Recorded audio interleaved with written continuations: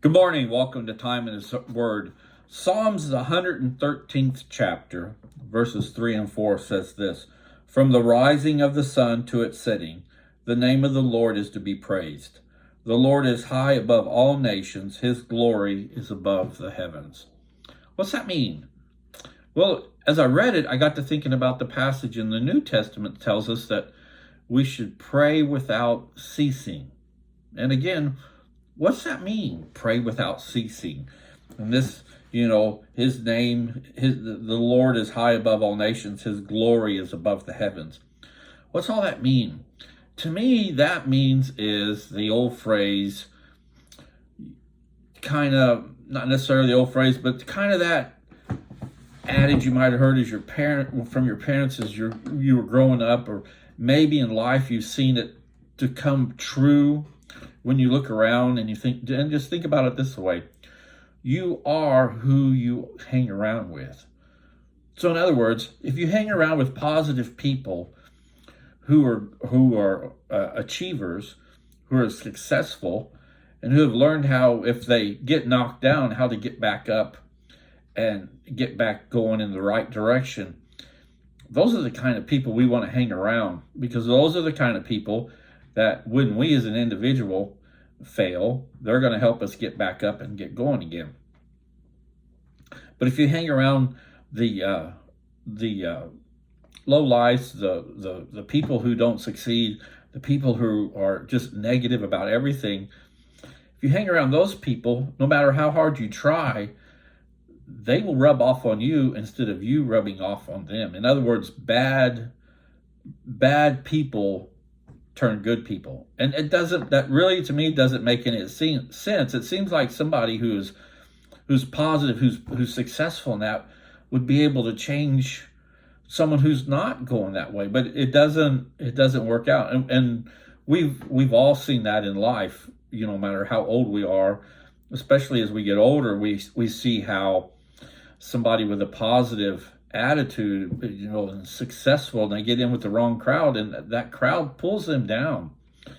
But this passage, from the rising of the sun to its setting, the name of the Lord is to be praised.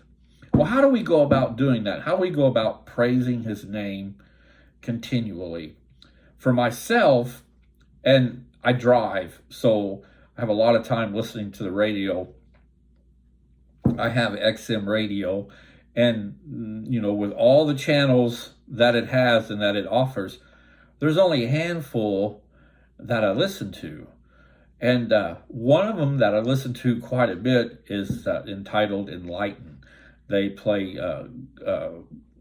Christian music, not the new pop music, but more of the older hymns and that type of music. And as I get older, I enjoy the older hymns way more than I ever thought I would, because as a kid I'd sing like, these are antiques, but they have such a strong message in them that the message isn't lost with time. It's still there. We grow and change, but the message of that song never does, and it affects us differently in different stages in our lives.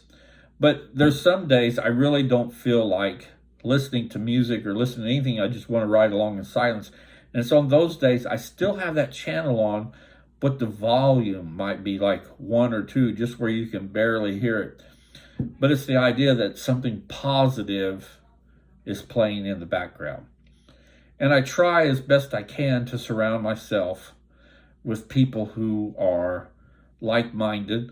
Don't have to be a Christian, but who are like-minded, who want to be successful, who want to be,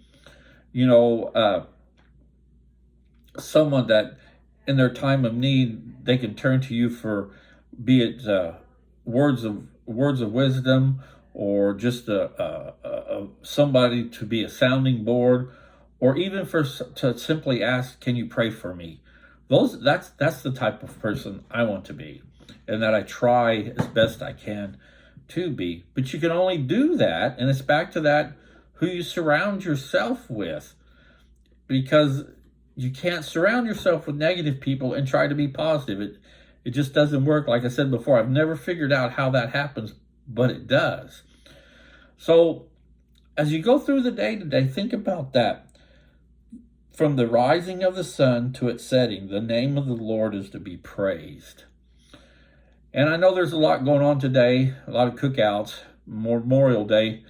But as we think about this passage and think about surrounding ourselves with positive people who are like-minded and want to help us in our daily struggles with life, or help us to stay on track and be that strong Christian for others, let's also remember the service members in the past who served and paid the ultimate sacrifice with their life so we can enjoy the freedoms, especially the freedom of religion that we do when you look at other countries. And and especially remember the family members who's lost a loved one that did pay that ultimate sacrifice. I've noticed over the last couple of years that Memorial Day gets to be a little bit more, I think as I get older, I understand a little bit better each and every year the sacrifice that service members gave so that we can enjoy our freedoms. So as you enjoy the day, just be careful, and we will talk later.